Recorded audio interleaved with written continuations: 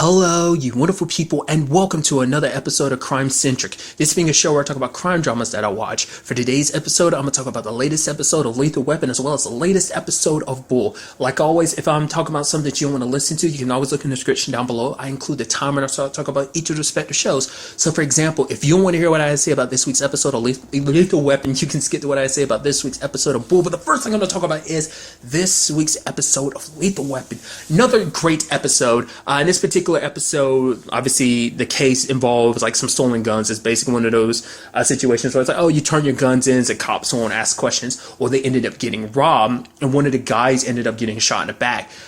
That ended up playing out way differently. Like, because I thought like, oh man, I thought there was a lot more complexity to the case or whatever, but at the moment they get to the guy, his name is Booker, and it's like, oh man, he's the one that's behind this, and he starts running. But it turns out he's actually an undercover ATF.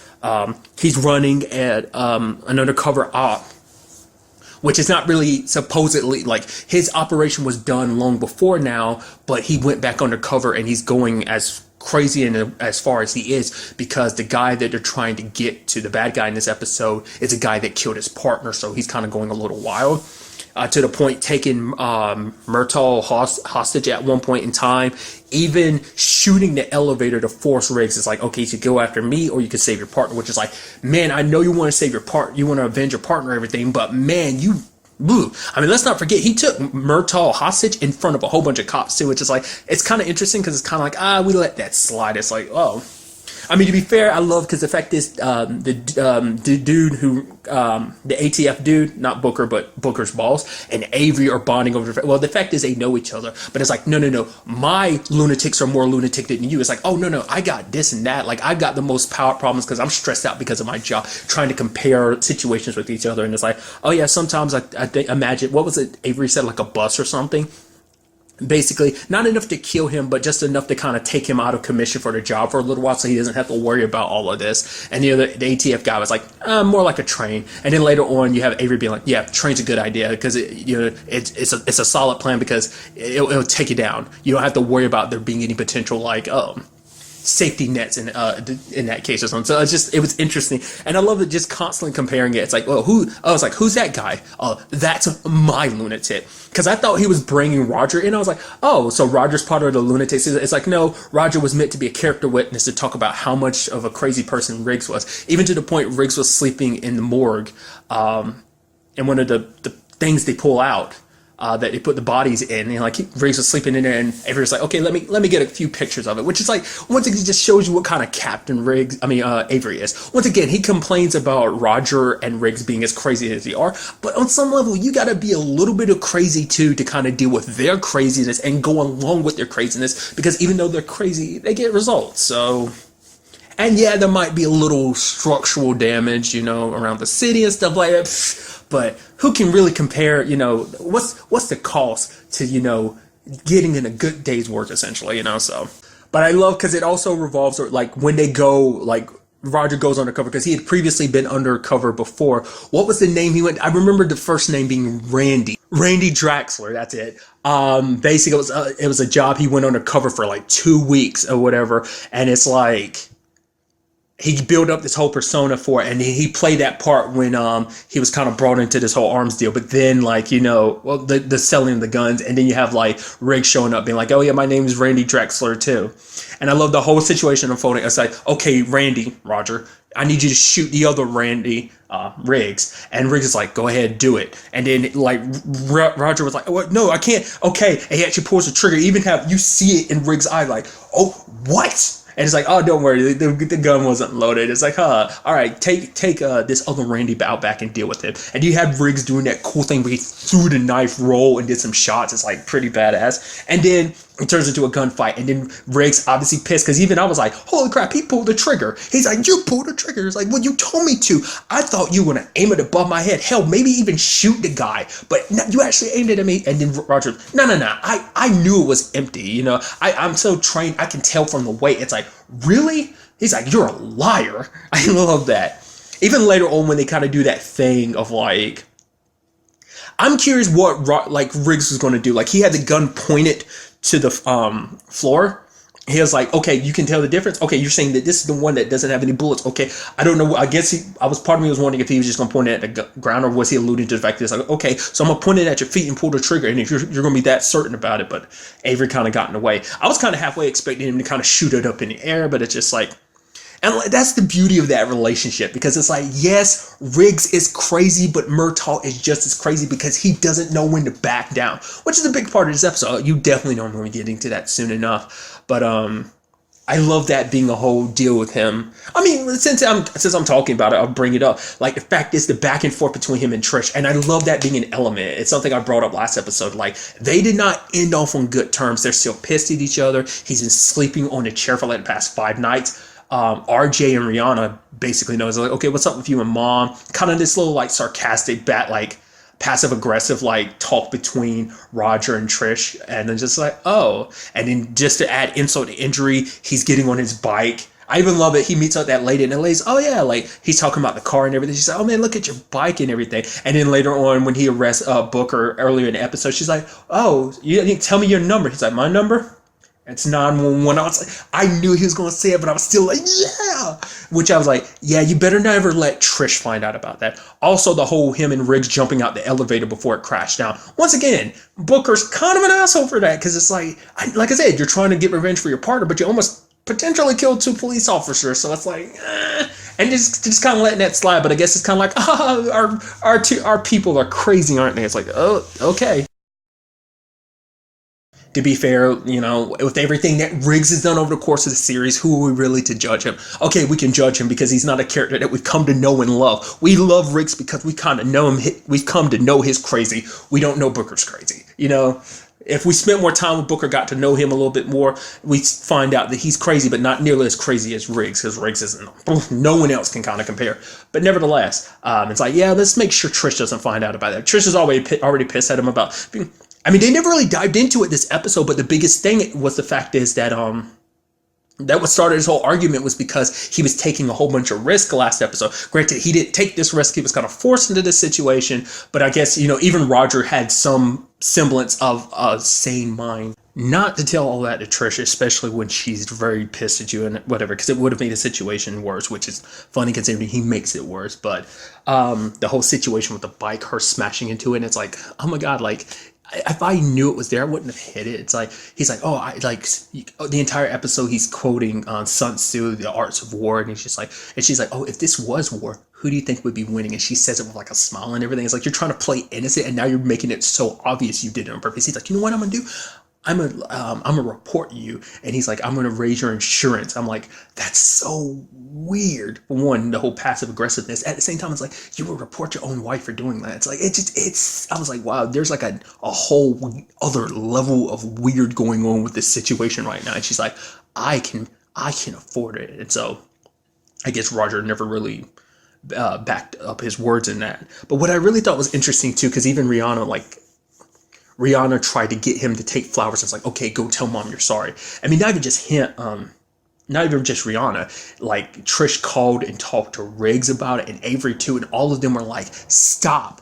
Don't be stupid. Apologize. Fix this now. It's like, you know, even Avery's like, I'm not trying to pick sides here, but apologize. It's like, well, obviously you're picking the sides. It's like, no, I'm being super neutral. Being neutral recognizes you're in deep shit. Don't make things worse. You hit the lottery. Don't throw away the ticket. I just like that phrasing he used. But I also appreciate the fact is that Rihanna like kind of went all detective like, because she's like, oh yeah, mom, so you say you didn't try to smash dad's bike. Oh, you wanted to stop, right? So why can't I find any skid marks from you trying to slow down? I was like, wow, you actually went looking too? I'm like, wow, you going all detective. I mean, to be fair, her parents are fighting and she wants them, you know, to make up. RJ's kind of not, he's like, oh yeah, it kind of sucks, but he's like, he's taking advantage of it because it's like, oh, I'm just kind of here for the free meals. Oh, mom makes a meal? Oh, you that. Oh, dad, you're making a meal? Cool. But for Roger, he's so stubborn. He's like, oh, I'm going to make it stand. Like I said, and I think I brought it up earlier, but it kind of feeds into the fact is like when you're in such a big argument, you're not even fighting about what you were originally fighting about before. It's like, yeah, they need to apologize and everything, but they never actually said, oh, what am I apologizing for? And I guess it kind of feeds into the episode a little bit because even Roger's like, oh, you need to make a stand. But it's like, do you even know what you're making a stand for? I mean, I guess it kind of feeds into, you know, him riding in his bike and everything, which obviously got super trash. But it took Rihanna talking to Trish to kind of make her back down, because for her it's like, Mom, yeah, you guys are digging in and everything, but what happens when you dig in and you can't bring yourself back? Like, that effective matters. You keep going down this path, and eventually it's like, oh, it seems a little funny and playful now, but eventually it might turn into something a lot more serious that you can't come back from. So she wants to apologize, and Roger kind of goes along with it, and it seems like, I was like, oh man, oh, it looks like everything's good now. I was like, oh, it's an interesting story element of them kind of being pissed at each other and it kind of working out. But it's all worked out now. And then Roger doing what he normally does, as everyone tried to warn him, because he's like, oh, like, Trish is going to apologize. She's going to cave. I've got the upper hand for the first time in the relationship and everything. And he ended up screwing it. He ended up overplaying his hand, got a new car and everything. And Trish was like, oh, you must be out your damn mind. He's like, nope. And so she kicks him out, and now he's staying with Riggs, which the previews to the next episode show that that's potentially probably going to be a while. And I love that this little story arc is continuing. It wasn't just a one-off episode thing. It wasn't just, oh, at the end of one episode and at the beginning it's like, oh, we dealt with this. We're still continuing to deal with it. Like, I like it being a little story arc for Roger, well, the Murtaugh family in general. So I'm curious to see where that all takes us going forward. And on the flip side of things, you have Rick's story, where basically he spent a lot of time with Ruthie, playing mahjong. In fact, he overhears a conversation she's had. Like, it gets to the point that Ruthie's kind of getting scared, doing what he does. Riggs kind of looks into it. In particular, he has Bowman look into it and ends up finding out it's like, oh man, she's being hassled by someone. Well, it turns out that someone is a guy who repossesses vehicles and stuff. But it's like, oh, this isn't just some regular repossessor. It's actually her son. It's like, wait, she has children? It's like, yeah, she doesn't really talk about it, because I guess it's just, Ruth is just kind of living that free-spirited life, and it's just kind of like, I think the way her son was kind of making it seem like it's like she's trying to forget too, because it's like, maybe she just feels unfit. It's just like Riggs is kind of running from his problems, trying to hide from his problems. The same thing with Ruthie. That's why she can understand Riggs so well, because she's been in his situation. So in certain regards, obviously. And then even the son was kind of shocked. I was like, wait, you've known my mom for 3 weeks. So you went through the trouble of trying to find out who it was she was on the phone with, coming down here to confront me and helping her out after only knowing her for 2 or 3 weeks. It's like, maybe I'm not, because his son, he was willing to give his mom money. But I guess at the same time, it's like, she felt bad about it. She felt weird about it. Like, maybe she didn't want to have a handout, or maybe she felt like she didn't want to get help from her son, because it's like, like, maybe she feels like, with everything that she goes through, everything she's dealing with, she doesn't want to drag her son down with, her issues and stuff like that. Maybe that kind of plays a role in it. But it's like, oh, you're doing all this. And it's like, why? And it makes Riggs realize he wants her to stay. So he ends up ratting her out about the unpaid parking tickets and stuff like that. And then, Ruthie kind of snaps on him. It's like, hey, I'm not here to save you. You're just trying to keep me here because you're afraid that the moment I leave, you'll be all alone in that trailer, and you'll either go to drinking or much worse, again. So, which is true, because the fact of the matter is, it's someone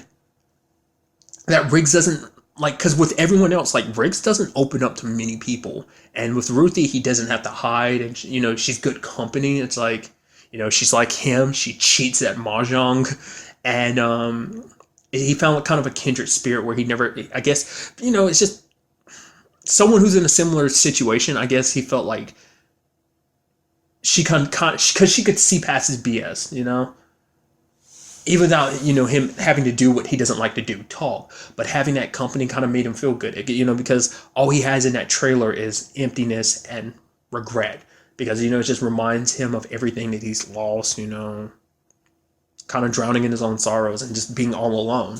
But eventually Ruthie ends up apologizing, because she's like, I was being a little harsh on you.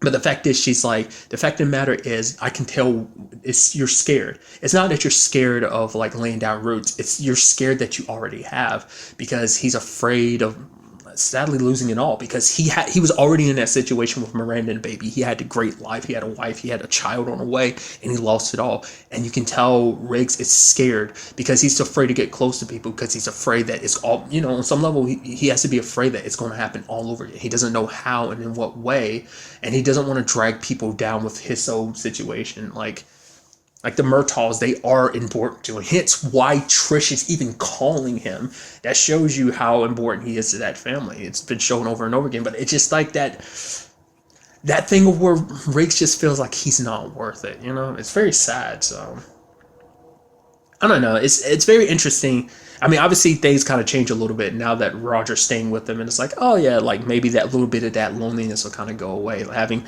not being alone by himself. Sadly, Ruthie is leaving. I'm like, I was so bummed about. I was like, oh, please tell me you're gonna stay. She stuck around for one episode, but I was like, oh, stick around for a little bit longer. But it's like, no. She kind of, opened Rose kind of her place. Also, she ended up stealing one of Riggs' tires, still his trailer, just in case she needs a spare. So, a parting gift along with the mahjong pieces she left him. So, like I said, I'm just loving the developments this episode brought about. A great episode. I'm very interested to see where all of this takes us going for it. Like I said, I caught the previews, and it's definitely going to be a very interesting episode next week. And now moving on to this week's episode of Bull, another great episode. Interesting turn of events. Basically, an ADA has come to Bull. An ADA Ramson, is that her name? Played by Afton Williamson. I'm thinking I'm pronouncing her first name right. God, I think I've seen her in multiple things, but the thing that comes to my mind first when it comes to her is like, I think season 3 of Banshee. She played a lawyer in that. I don't remember she was an ADA. I think she was a prosecutor, which she is in this one too. Nevertheless, it was kind of a similar situation. I think she only popped up in season 3. I don't remember her being in any earlier seasons or even the final season. But nevertheless, that's beside the point. Basically, she wants Bull's help with this woman named Hazel, who ended up killing an officer named Sampson, because like Hazel is like a well-known crime boss. But the fact of the matter is, they can never get anything to stick because she does such a good job pretending to be sick, that she's schizophrenic and all of this. That she's talking to herself, and because of that, like, she gets sent to like a mental place. She's there for a little while and then eventually gets out back on the streets and kind of continues to do her thing.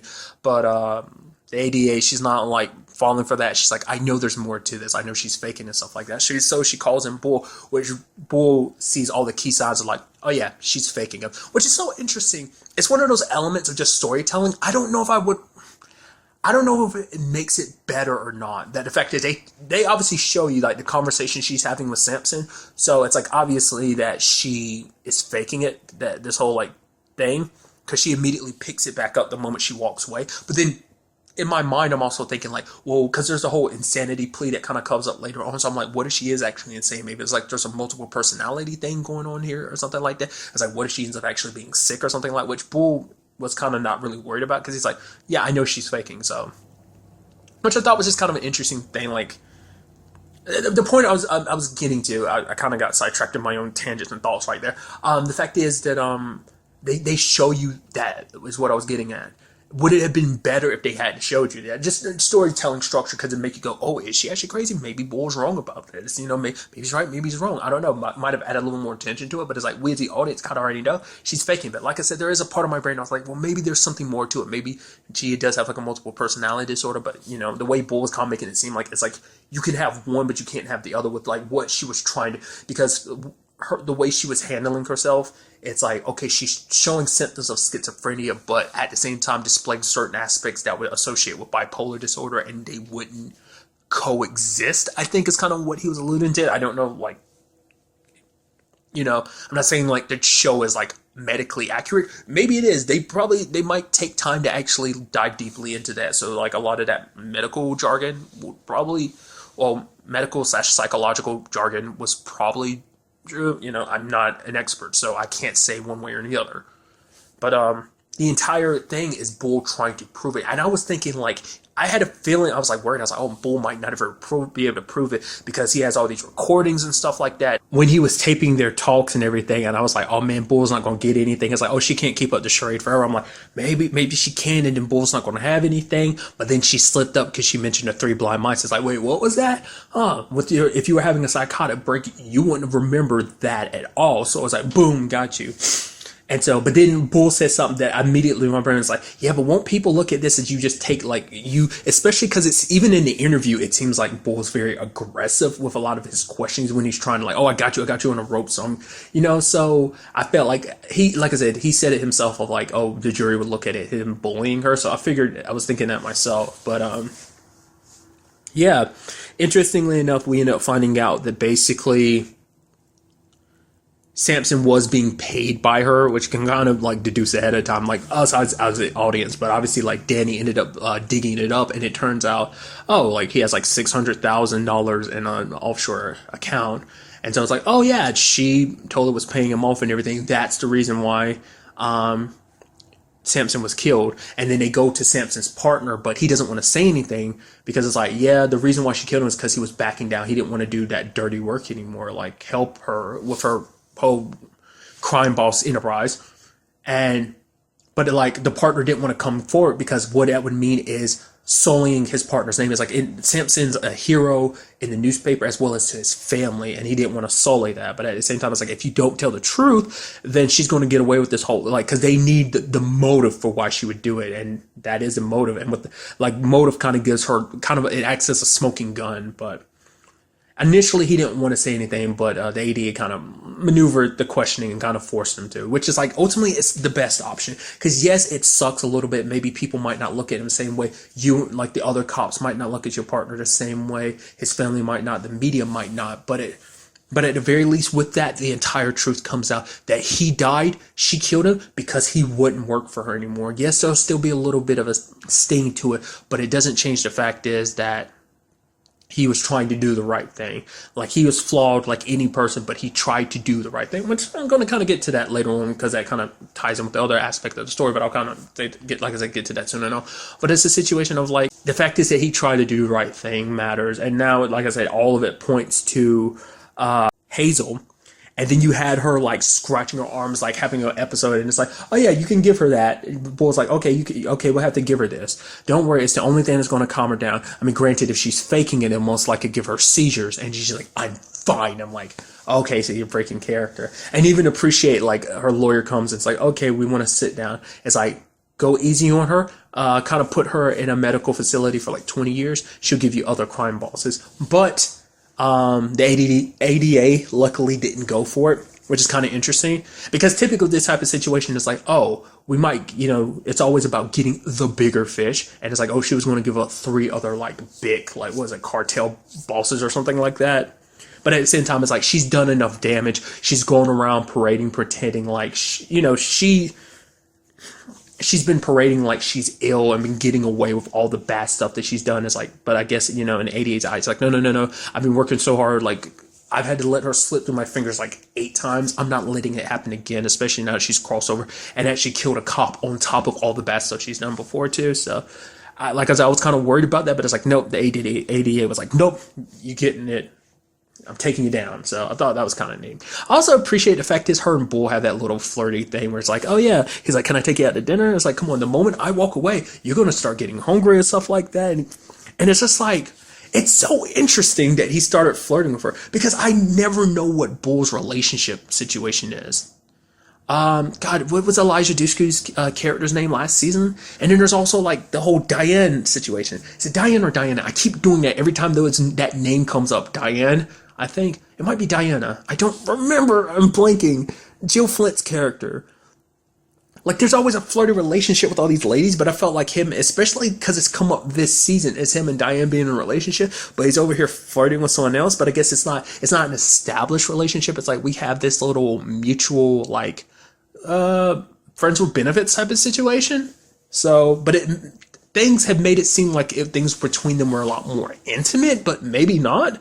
I don't know. I guess I don't know. I'm getting all flirty and stuff with the ADA like that. That was pretty interesting. I was like, okay.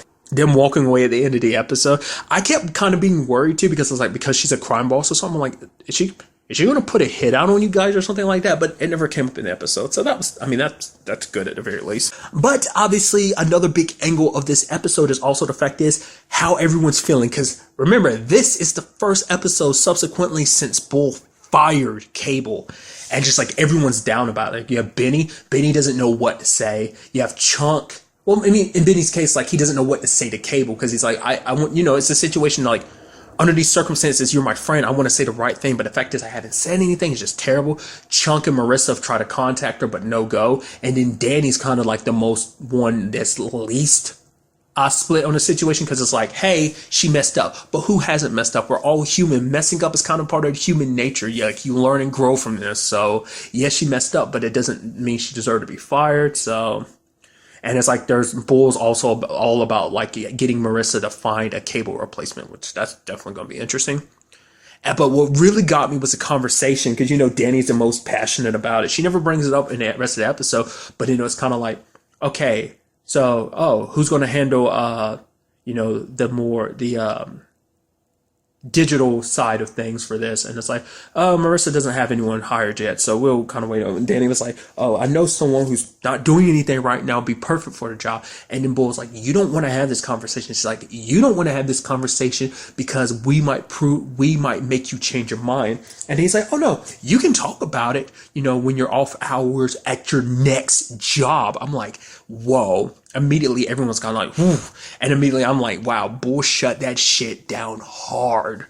I mean, it is something I will reiterate from what I brought up last episode.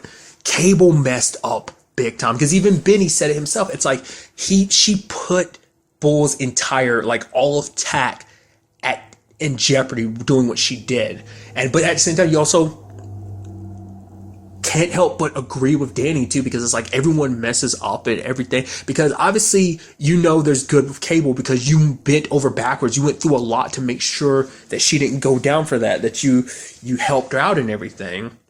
But like, I'm pretty sure I said this last week. I mean, not last week, but the last episode, but I'll kind of like state it here if I didn't.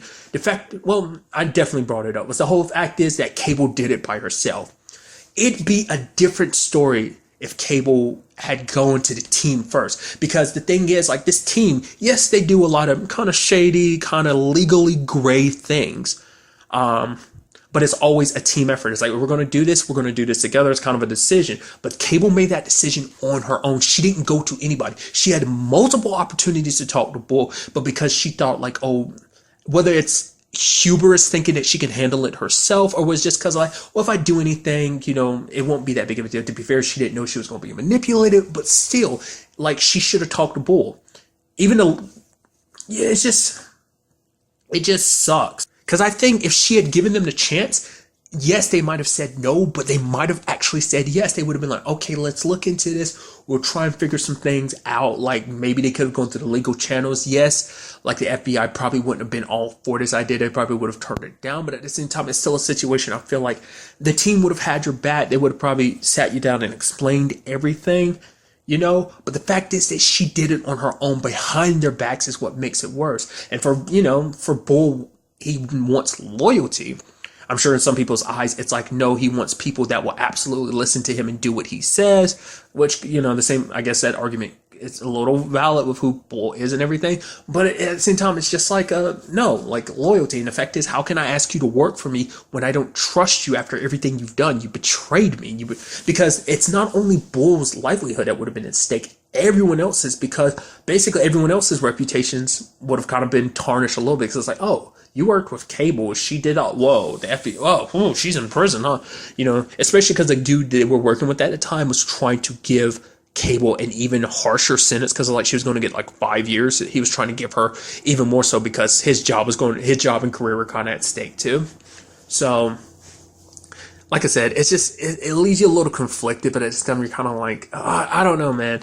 I lean more towards Bull doing what he did. I don't know if there's going to be any coming back from this. I would hope so. I would think so, but we'll just have to wait and see, like, whether Cable will come back, whether they will replace her. I mean, you see that Cable was trying to get a new job, but then there's the whole aspect. I mean, obviously she's hiding, like, oh, what? It's like, oh, I decided to kind of take a new direction. It's like, yeah, let's not talk about the fact that you got fired. And I'm guessing that's her reasoning for not talking to the rest of the team, because maybe in her mind it's like, the fact is that maybe she kind of wants to cut ties with all of TAC, because like she's so pissed at Bull, she's pissed at everyone else too, even though they're her friends. Like, it's like, no, you know, like I said, it's a consequence that she brought upon herself. I don't like it, but it is what it is, you know. But the job she was getting offered was kind of like oh yeah, we'll kind of have to look into your security and stuff like that. She's like, oh yeah, you won't find anything, and she's kind of walking away kind of like, ugh. So I'm curious, is that supposed to be her is that supposed to be like, oh, the moment they kind of look into her files and everything, and it's just kind of like